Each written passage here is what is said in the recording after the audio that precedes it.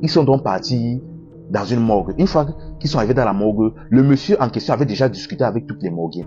Les morgues donc sont sortis et la jeune fille est entrée. Une fois en entrant, elle a vu un monsieur couché là, décédé. Sauf que son membre était déjà tendu. Tendu. Je précise bien qu'il était déjà décédé, mais le membre était tendu. Bon, elle est donc partie là. Elle a fait la chose pendant 1 heure de temps. Dès qu'elle a terminé donc, le monsieur lui a versé un bâton.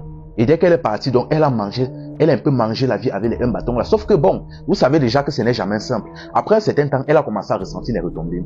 Elle a commencé à se sentir mal. Son corps commençait à avoir certains changements. Ça devenait bizarre. Tellement que ses collègues soucieux ont regardé les changements. Ils ont dit que, mais ma fille, je ne sais pas, qu'est-ce qui s'est passé? Est-ce que dernièrement tu as eu à faire les biboles avec quelqu'un de bizarre? Je ne sais pas.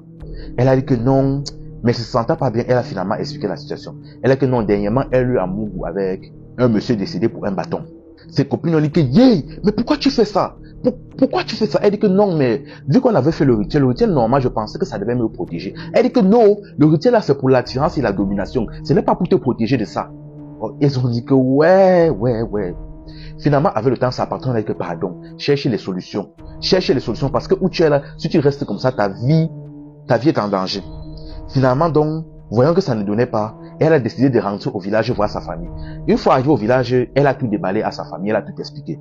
Sa matin a dit que wow. Vous connaissez nos matins au village. Avec les Chinegeme, les wouh. Finalement, donc, ils ont programmé sans perdre de temps. Ils ont envoyé chez un pasteur. Il y avait une église qui venait d'ouvrir au village et le pasteur en question était assez reconnu pour faire des miracles et consorts. Ils ont donc amené la jeune fille chez le pasteur en question. Déjà même avant même d'arriver là-bas en route, il y a des symptômes, des signes qui commençaient à apparaître sur elle. Déjà, elle commençait à perdre la vue. Des premiers signes de folie commençaient à apparaître sur elle. C'est-à-dire, vous voyez un peu comme, je ne sais pas, un peu comme son esprit devenait de moins en moins clair. Elle commençait à penser, à avoir des pensées bizarres. Donc, les premiers signes de folie. Là, maintenant, ses parents se sont dépêchés d'arriver à l'église. Une fois à l'église, elle a fait l'effort d'expliquer la situation au pasteur. Après avoir expliqué la situation au pasteur, le pasteur a dit que tu as de la chance. Que si tu perdais le temps 3 jours, si tu faisais 3 jours de plus avant d'arriver ici, ma fille, tu partais comme ça, comme les jeux.